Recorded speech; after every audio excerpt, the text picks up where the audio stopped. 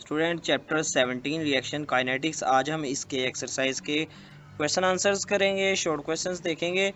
आपको पता है कि चैप्टर 17 में से 2 शॉर्ट क्वेश्चंस आने हैं, ठीक है, जबकि हमने पहले 3 चैप्टर्स 14, 15 और 16 की एक्सरसाइजेज कंप्लीट कर ली हैं केमिस्ट्री की। वो आप देख सकते हैं, हर चैप्टर की अलग से प्लेलिस्ट आपको मिल जाएगी, ठीक है। तो चैप्टर 17 का पहला शॉर्ट क्वेश्चन है, what is a successful collision. Successful collision क्या होती है? A successful collision is the collision that forms products because particles collide with sufficient energy and correct orientation.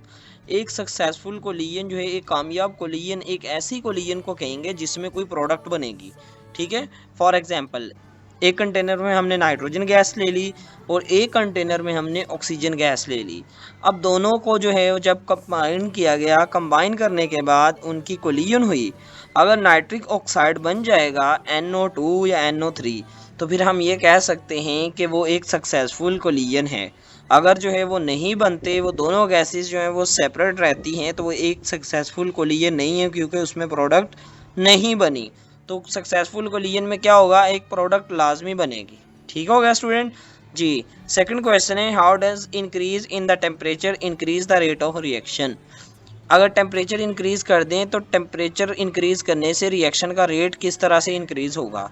Reaction के रेट से मुराद ये होता है कि रिएक्शन किस तरह से वो उसकी एफिशिएंसी है, रिएक्शन की फास्ट है, स्लो है, इंटरमीडिएट है। Increase in temperature increases reaction rate because more particles gain activation energy and collisions become more effective।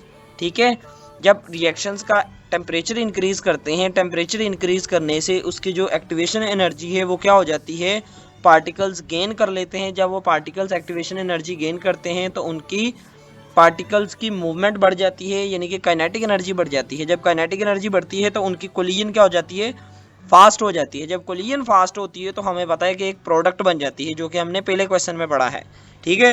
जब प्रोडक्ट बनती है तो रिएक्शन क्या हो जाता है जी, कंप्लीट हो जाता है। तो इसका मतलब ये है कि टेम्परेचर इंक्रीज करने से रिएक्शन का रेट इंक्रीज होता है। कैसे होता है ये हमने देख लिया है, ठीक है स्टूडेंट्स जी।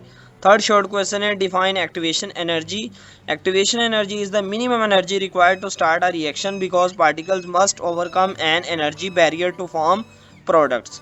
एक्टिवेशन एनर्जी जो है वो कम से कम एनर्जी होती है जो किसी भी केमिकल रिएक्शन को स्टार्ट करने के लिए चाहिए होती है।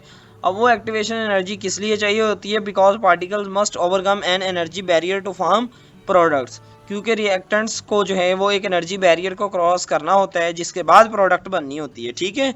यानी कि आप पढ़ के आए थे चैप्टर 5 में एनर्जेटिक्स में 9th क्लास में, ट्रांजिशन स्टेट, यानी कि रिएक्टेंट्स को ट्रांजिशन स्टेट से गुजरना होता है और उसके बाद जो है वो प्रोडक्ट बनती है। अब उस ट्रांजिशन स्टेट को क्रॉस करने के लिए जो है वो काइनेटिक एनर्जी जो चाहिए वो उसकी एक्टिवेशन एनर्जी होती है। ठीक हो गया स्टूडेंट्स जी। फोर्थ वाला क्वेश्चन देखें, why does the burning of sulphur proceed slower in air than in pure oxygen.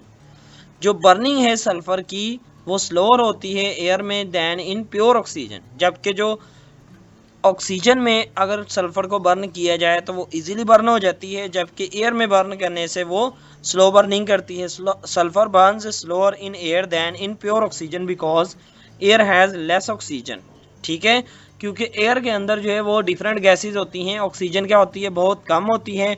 So fear effective collisions occur.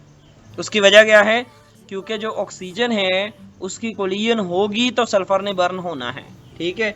Sulphur ने बर्न ही नहीं होना एयर में। उसकी वजह क्या है, क्योंकि एयर में ऑक्सीजन बहुत माइनर होती है, तो इस वजह से सल्फर को अगर हम ऑक्सीजन के साथ बर्न करेंगे तो वो जल्दी से रिएक्शन देगा, जबकि अगर सल्फर को बर्न करें एयर में वो रिएक्शन स्लो देगा। उसकी वजह यही है कि एयर में ऑक्सीजन की अमाउंट क्या होती है, कम होती है, ठीक है जी।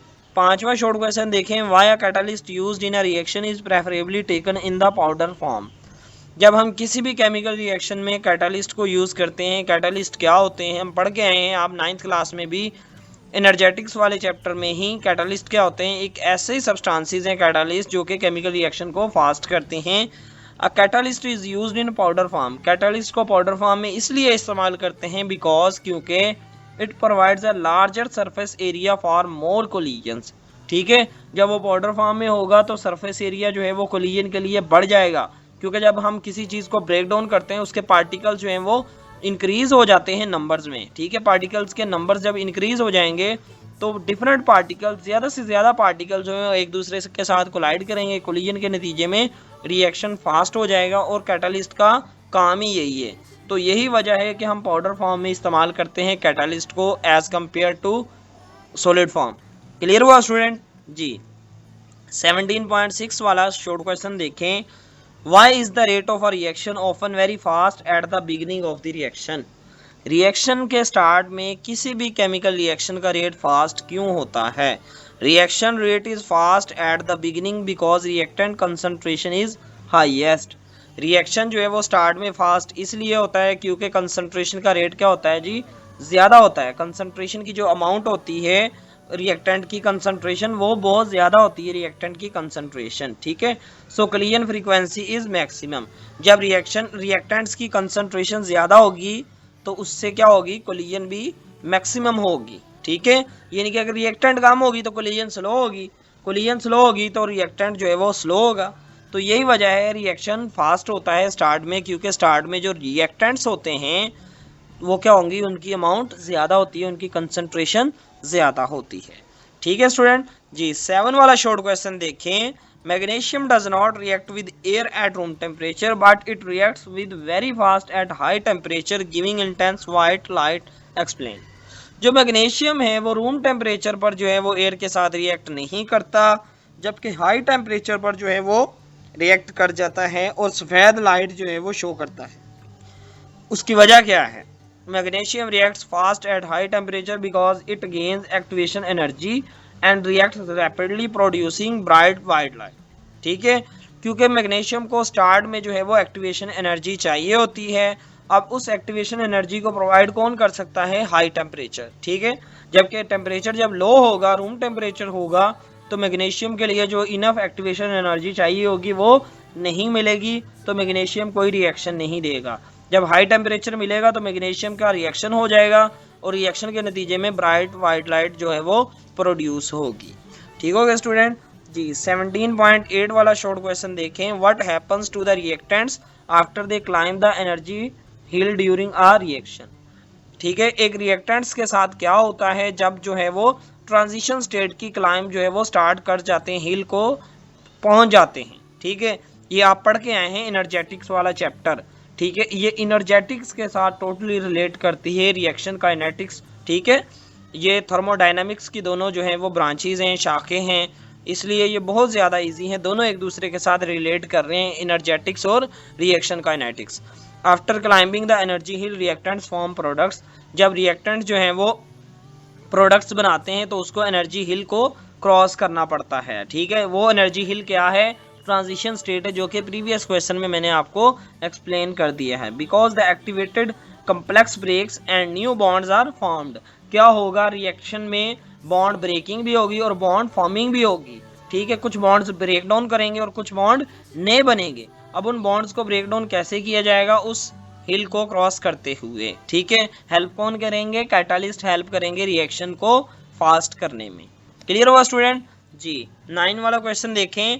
How does a catalyst lower the activation energy of a reaction. How does a catalyst lower the activation energy of a reaction. ये आप 9th में भी पढ़ के आए हैं स्टूडेंट, कितनी नालायकी की बात है अगर अभी भी आपको कॉन्सेप्ट क्लियर नहीं है। A catalyst lowers activation energy because it provides an alternative path with lower energy requirement.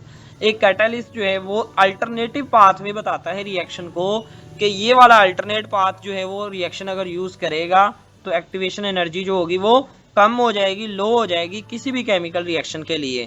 तो यही वजह है कि कैटालिस्ट जब हम यूज़ करते हैं एनर्जी रिएक्शन के लिए हमें कम चाहिए होती है, ठीक हो गया स्टूडेंट जी।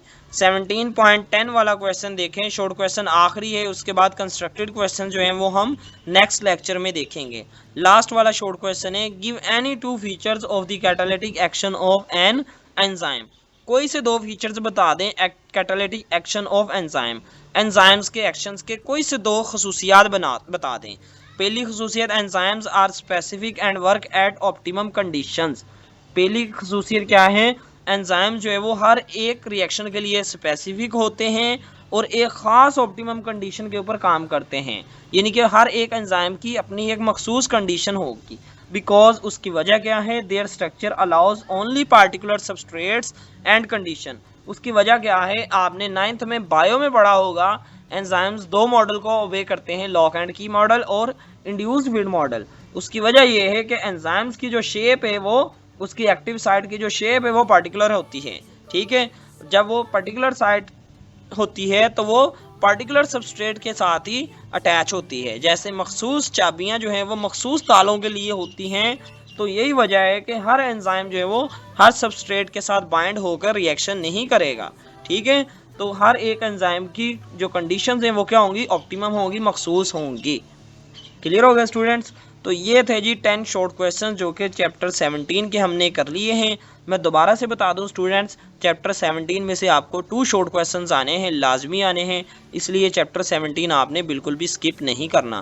पहले 3 चैप्टर्स मैंने ऑलरेडी एक्सप्लेन कर दिए हैं, तीनों चैप्टर्स के मैंने आपको साथ शॉर्ट क्वेश्चन, कंस्ट्रक्टेड क्वेश्चंस, ठीक है, numericals, MCQs, each and everything explain कर दी है, ठीक है स्टूडेंट्स। आज की केमिस्ट्री की क्लास अच्छी लगी है, आपके लिए हेल्पफुल थी, तो इस लेक्चर को लाइक कर दें। चैनल पर फर्स्ट टाइम आए तो चैनल को सब्सक्राइब करके बेल आइकन लाजमी प्रेस कीजिएगा।